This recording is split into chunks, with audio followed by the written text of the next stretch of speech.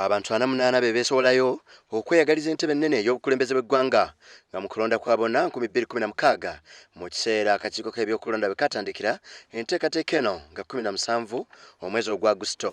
Profesa Balyamuleba yakyasoose okuzaayo empapula mu kakiiko k'ebyokulonda oluvannyuma lw'okuweza emikono egyetaagibwa mu ziddirekiti 77 wonna mu ggwanga era ng'enteekateeka yaabwe beesaba.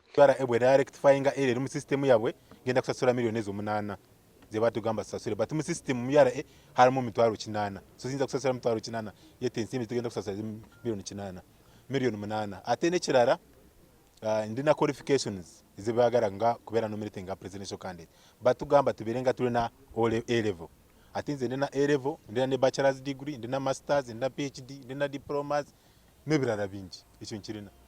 Omwogezi w'akakiiko k'ebyokulonda Jotham Talemu ategeezezza nti akakiiko k'ebyokulonda gye buvuddeko kaalangirira okwongezaayo ennaku ku nsalessale yali teereddwawo nga 29 omwezi guno era nga abo bonna abaagala okuvuganya ku bukulembeze bw'eggwanga balina okuba nga mu kiseera kino bakomezzaawo emikono gy'abo ababasemba.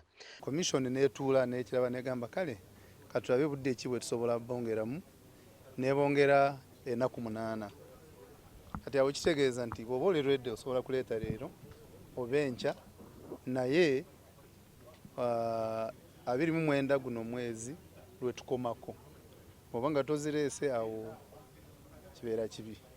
Balyamuleba bategeeza nti enteekateeka ze tezibadde nnyangu oluvannyuma lwa poliisi okutaataganya abawagizi be mu kaweefube gwabaddeko okunoonya emikono mu ziddirekiti okuli Ntoloko, Ntuŋŋamo ne Kabaale. Challenge zibadde ku lack of sensitization mu district ezitufunye mu problems tubadde tuna problems ne police ebadde arresting abantu baffe negamba temuli supposed collecting signatures ng'ebyo netubakubera amasumu kiki byatutwalidde ebiseera nituwandika letters endala za agency and so on.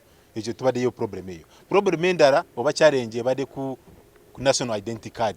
Ono wano wasinzidde n'ategeeza nti wadde byonna bibadde bityo naye alina okukkiriza nti omwaka ogujja agenda kulayizibwa ku ntebe y'obukulembeze bw'eggwanga kubanga President Museveni ne munywanyi wa Mama Mbabazi emyaka gye bawubidde akawero era ng'alaba tebakyasaana kulembera ggwanga lino.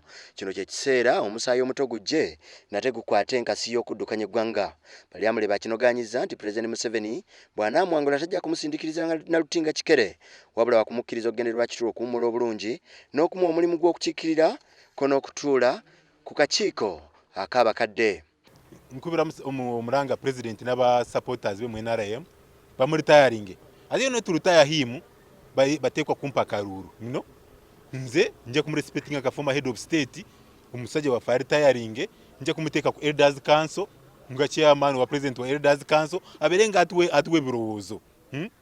Wabula byonna nga biri bityo embeera nga bweri omupiira gusigalidde eri bannayuganda okusala waani gwe balaba anaagenda mu maaso n'okutwala eggwanga lino kw'abo bonna abeeyagaliza obukulembeze.